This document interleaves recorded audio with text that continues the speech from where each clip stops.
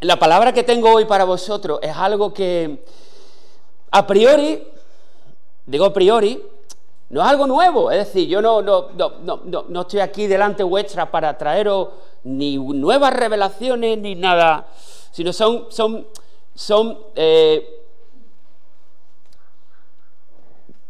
enseñanzas de la palabra que todos, o la inmensa mayoría, sabemos. Si no, esto es una palabra de recordatorio y de ánimo, ¿ok? Esa es la intención, ¿bien? Vale, también es una palabra que hasta cierto punto es una continuación, humildemente lo digo, de lo que Juanjo nos trajo la semana pasada, ¿bien? ¿Cuántos estuvisteis aquí la semana pasada?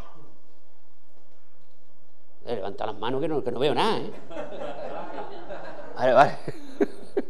Nos habló Juanjo, ¿verdad?, de esa espera activa, que me encantó como él te voy a hacer un poquito la pelota, hermano, para que esa espera activa, ¿no? O sea, el cómo esperamos la segunda venida del Señor, ¿no?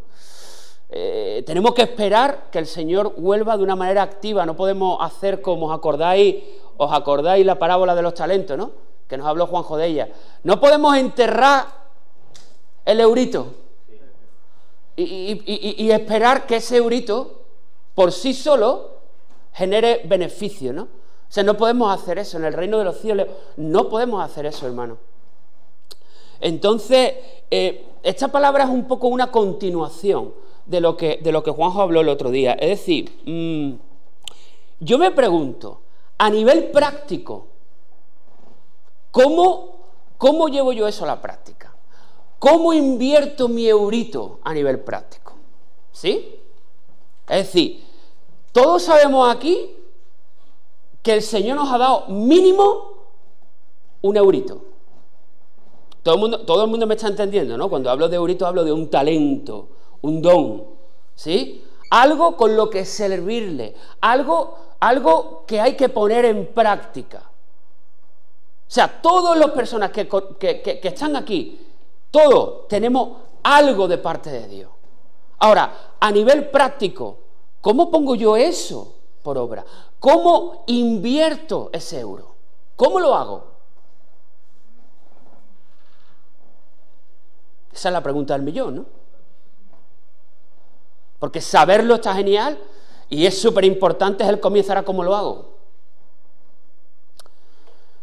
Yo tampoco te voy lo vuelvo a repetir, tampoco te voy a soltar una revelación que te vas a quedar flipado, no. Únicamente vamos a mirar la Escritura y vamos a ver qué pasa en la vida de los apóstoles, básicamente. Vamos a ir a la palabra, ¿vale? Y no sé si recordáis, hay otra cosa importante que también conectaba un poco esta palabra, ¿no? O me ayudaba a conectar esta palabra con algo que creo que nos ha venido hablando el Señor durante todo este tiempo. Y no sé si os acordáis de la palabra pastoral de principio de año. ¿Cuál era esa palabra? ¿Quién se acuerda? Pues esto es un compromiso, esto, ¿no? Compañeros del Espíritu Santo.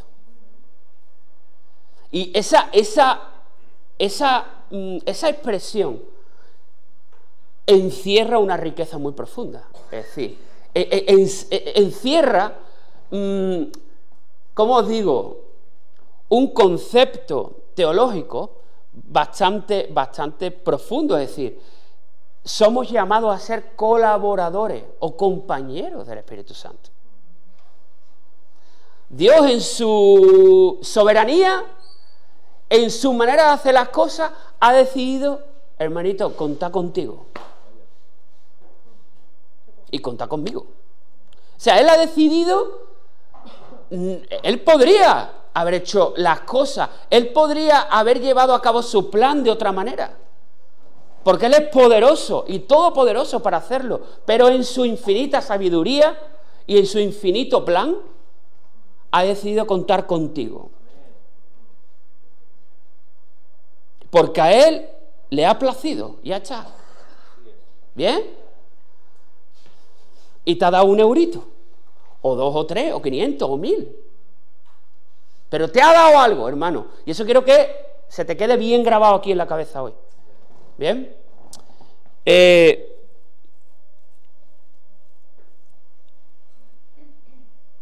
Todo empieza ¿dónde? En Hechos, en el libro de Hechos.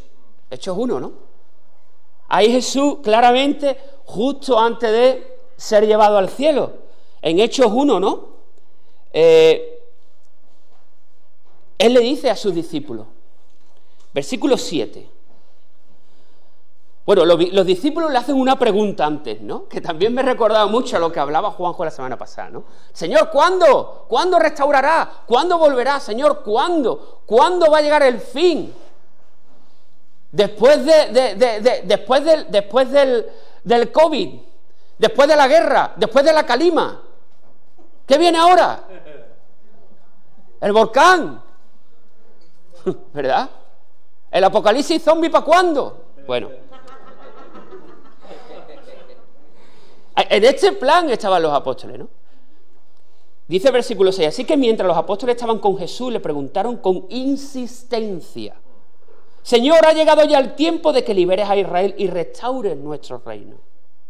Señor, ha llegado ya de que tú vengas, tú vuelvas. Señor, ha llegado ya el tiempo de que las cosas cambien, de que se acaben las tragedias.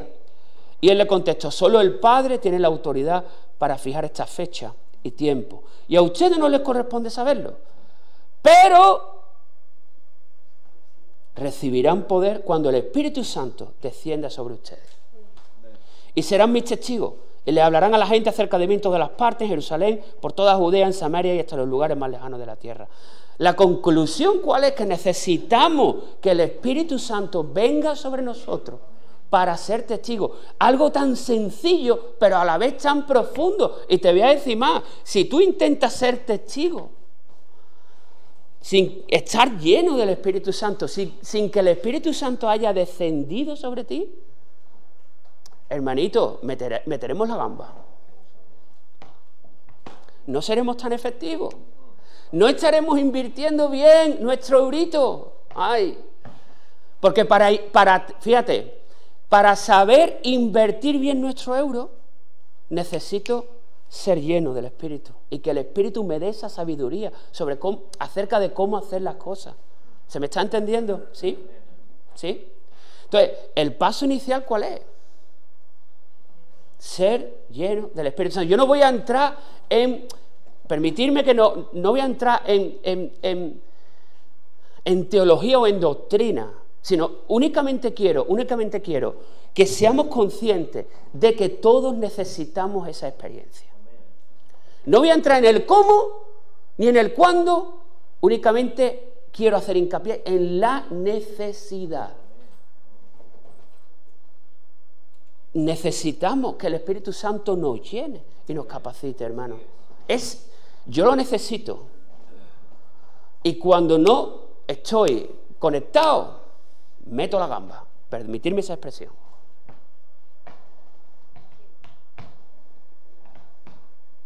Porque eso es, te voy a poner un ejemplo.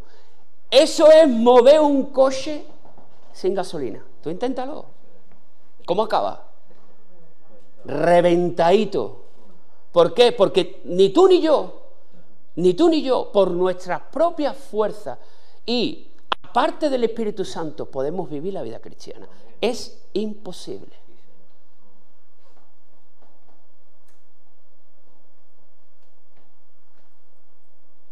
Es imposible.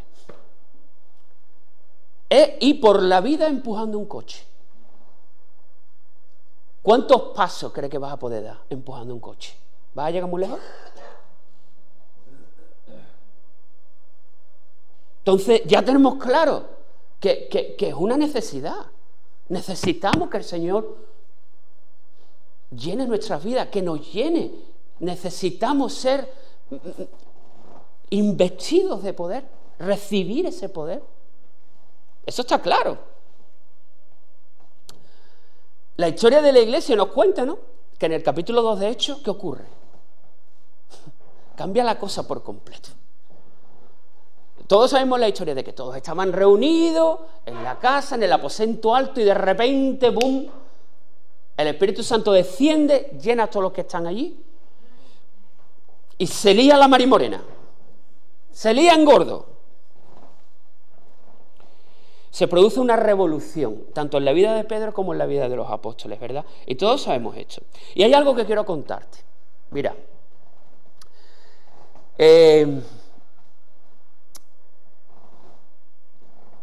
todos sabemos lo que pasa, ¿no? Es decir, el Espíritu Santo llega, viene, llena por completo a esta gente que está allí reunida, empiezan a hablar en otras lenguas, la gente alucina, y Pedro da un paso adelante, ¿vale? Porque Pedro aprovecha esa oportunidad ¿para qué? Para predicar, o sea, para soltar su primer sermón. Vaya sermón que le salió al colega el primer día, ¿eh? Ahora, hay un detalle que yo he descubierto, que me voy a mojar, hermano, me voy a mojar, ¿vale? Porque yo no sé griego ni sé nada, pero hay algo que me ha llamado mucho la atención estudiando este pasaje, este versículo, y el versículo en concreto es Hechos 2:14, ¿vale? Y yo mirando cómo expresa ese versículo, o sea, el hecho de que Pedro se ponga en pie, ¿no? Y empieza a hablar a la gente, dice la Biblia, ¿no? Yo estoy leyendo la nueva traducción viviente, dice: entonces Pedro dio un paso adelante, junto con los otros apóstoles, y gritó a la multitud. Y yo leo aquí y digo, entonces Pedro dio un paso adelante, pero hay un detalle que, yendo al griego, ya os digo, hermano, por favor, con toda la humildad lo digo, yo no sé griego, ¿vale? Sino que he cogido una versión de la Biblia que es la interlineal, que te traduce literalmente, ¿verdad? O sea, del idioma original, que es el griego, el Nuevo Testamento está escrito en griego, te lo traduce de manera literal. Y ahora, el literal, en vez de decir, dio un paso adelante, quédate con esto, que a mí me ha resultado significativo. Por lo visto, el tiempo verbal griego, o la palabra griega, es istemi. Y yo me puse a investigar un poco, digo, ¿esto qué es lo que es? Istemi. ¿Y sabes cómo lo traduce el interlineal? O sea, el literal lo traduce como, quédate con esto, habiendo sido puesto de pie. Y tú dices, ¿y esto qué importancia tiene? Si son palabras, pues la tiene. ¿Sabes por qué? Porque habiendo sido puesto de pie es un verbo en voz pasiva. ¿Quién se acuerda aquí del Instituto de la Frase? No voy para aquí, os lo explico, mira. Yo que me dedico a los idiomas, entonces algo de esto tengo que controlar, hermano. Entonces, un verbo en pasiva, o sea, una voz pasiva en una oración, ¿qué quiere decir? Pues básicamente, una de las características de la voz pasiva es que el sujeto no realiza la acción del verbo, sino que la recibe, la sufre o se beneficia. Toma ya, ¿eh? El sujeto en una voz pasiva no realiza la acción del verbo, sino que la recibe, la sufre o la beneficia. ¿Qué nos está diciendo aquí la palabra? Que Pedro fue puesto de pie por el Espíritu Santo. Hermano, cuando yo intento ponerme de pie por mis propias fuerzas, soy el cochecito sin gasolina. Pero cuando el Espíritu Santo te llena y Él es el que te pone de pie, eres capaz de ponerte delante de una multitud amenazante y soltar este sermón. Eso es así. Y para mí ha sido una revelación darme cuenta de esto. Digo, ostras, porque claro, yo siempre tenía, digo, toma el Pedro ahí dando un paso adelante. Pero no nos olvidemos de una cosa, hermano. Pedro 50 días antes, ¿qué hizo? 50 días antes, ¿eh? ¿Qué hizo Pedro? Negó al Señor en un patio. Y no tenía tanta gente delante. ¿Qué pasó en la vida de ese hombre? Algo tuvo que moverlo. Y me encanta cómo lo describe la Biblia. Fue puesto de pie. Hay algo en el interior de Pedro que no lo dejaba estar sentado. Es increíble, ¿eh? Yo quiero eso, hermano. ¿Tú lo quieres? Yo quiero eso. Yo lo necesito. Yo envidio a Pedro. Digo, Dios mío, Señor. Uf. Wow, ¿eh? seguimos hablando, o sea, perdón, seguimos viendo la Biblia, seguimos viendo ejemplos. Vemos esto de Hechos 2.14. Yo voy un poquito más adelante y leo Hechos 2.37. Y fijaros lo que dice aquí la Biblia, que siempre me he quedado flipado con esta expresión, ¿no? Dice, cuando Pedro termina su sermón, fijaros lo que dice, las palabras de Pedro traspasan el corazón de la gente, ¿no? Las palabras de Pedro traspasan el corazón de la gente. Es interesante también, fijaros qué descriptivo es esto.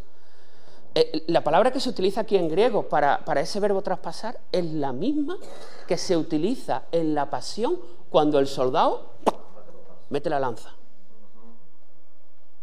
O sea, tú puedes imaginarte que unas palabras atraviesen el corazón de gente. ¿Tú has experimentado alguna vez que tus palabras atraviesan el corazón de la gente cuando tú hablas? Cuando tú estás hablando con alguien y el Señor te inspira y le dices algo y esa persona es tocada, no por ti, cuidado, no por mi sabiduría, no por lo que yo le quiera decir, sino porque verdaderamente Dios está hablando a través de ti. Eso es lo que pasó aquí. O sea, vemos que Pedro, lleno del Espíritu Santo, es puesto de pie. Vemos que Pedro, lleno del Espíritu Santo, habla diferente. En vez de negar a Jesús, sus palabras traspasan el corazón del personaje. Seguimos viendo rápido. ¿Sabes qué pasa en Hechos 3:4? Si vamos, todos conocemos esta historia, ¿no? Cuando Pedro y Juan se dirigen ¿a dónde? Al templo a orar, ¿no? Se encuentran allí ¿con quién? Con el hombre que estaba allí, con el paralítico que estaba pidiendo, ¿no? ¿Sabes qué le pasa a Pedro ahí? Que Pedro mira diferente. O sea, a Pedro lo ponen de pie y Pedro cambia por completo, porque el hombre habla diferente y empieza a mirar diferente. La Biblia dice, ¿no?, que iban Pedro y Juan para el templo y ahora empieza este hombre a pedirle y Pedro lo miró fijamente. ¿Cuántas veces había estado allí ese hombre? Pues seguramente todos los días pidiendo. Cabe dentro de una lógica que Pedro y Juan se hubieran encontrado con este hombre anteriormente, ¿no? Sí, podría ser, ¿no? Si siempre estaba allí. ¿Qué pasó que ese día Pedro lo miró de manera diferente?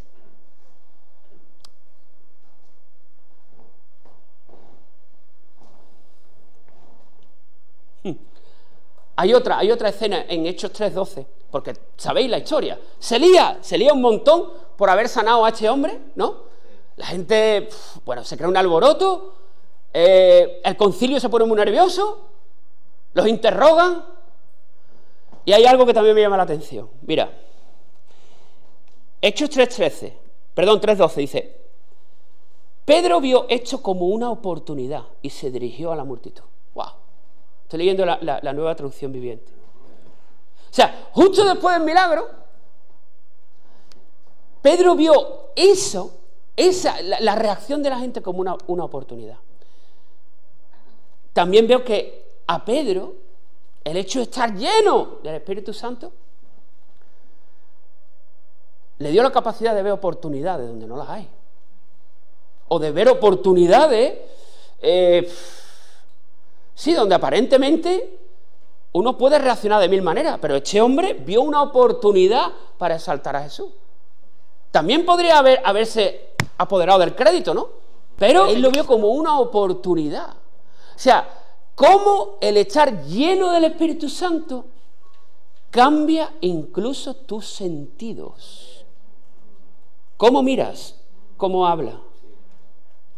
¿Cómo ves y te relacionas con tu entorno? Todo esto.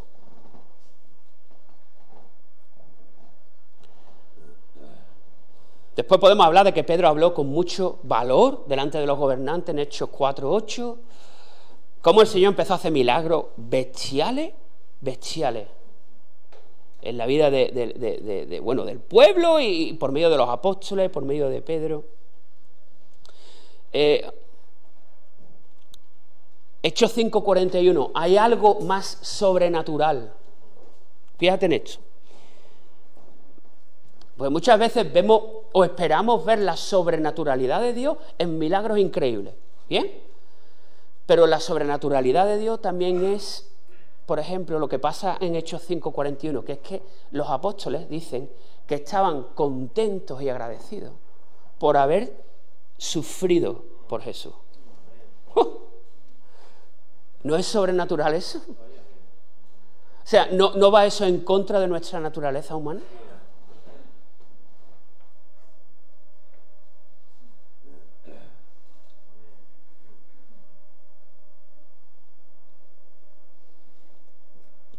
Uno de los momentos más sobrenaturales que yo he vivido, lo viví con mi querido Alfonso, viendo su vida y en momentos que compartí con él. Sobrenatural.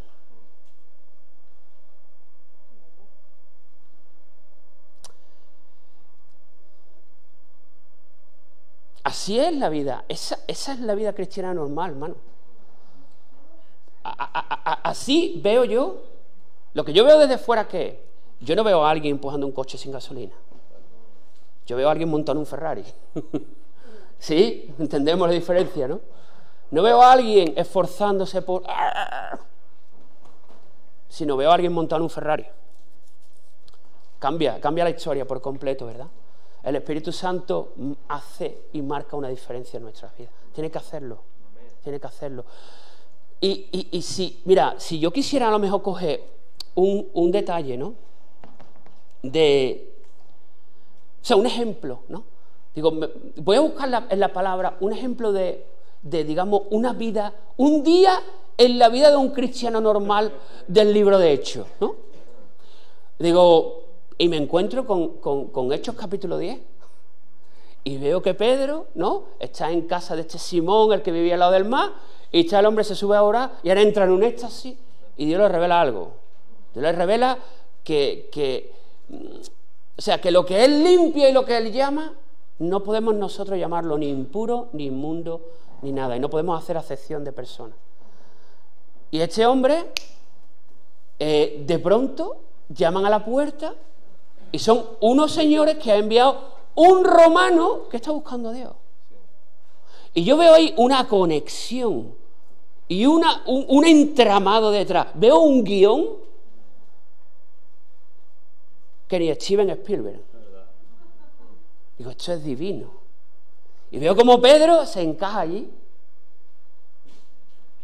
y llega a esa casa y empieza a predicar el Evangelio y cae el Espíritu Santo sobre toda la gente que había allí. Y de verdad que, mira, de verdad que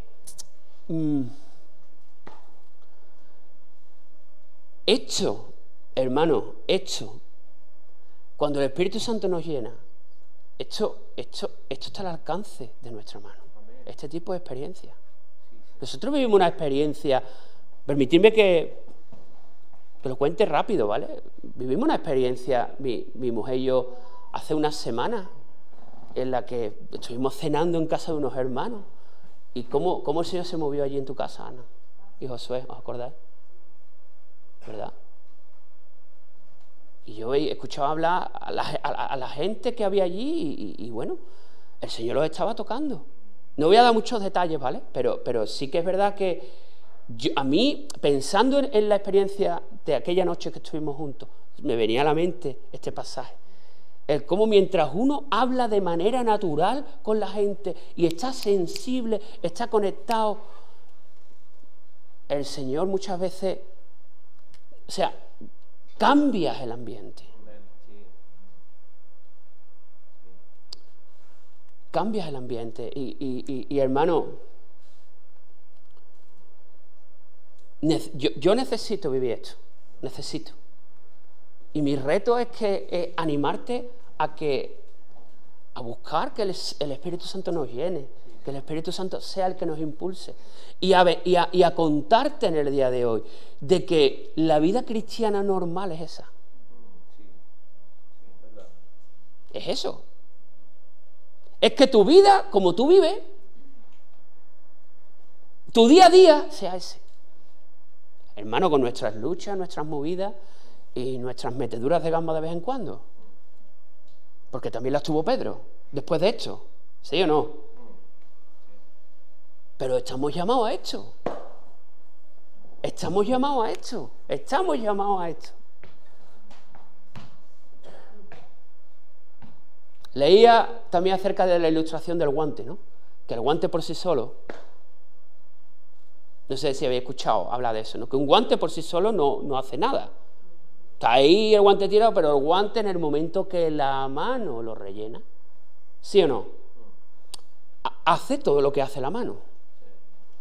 ¿Cuántos necesitamos que la mano de Dios nos tome como guante? Que la mano del Señor se ponga el guante que somos nosotros. Porque la cosa cambia. ¿Verdad? Yo es lo que tengo para vosotros hoy, y para mí mismo, ¿vale?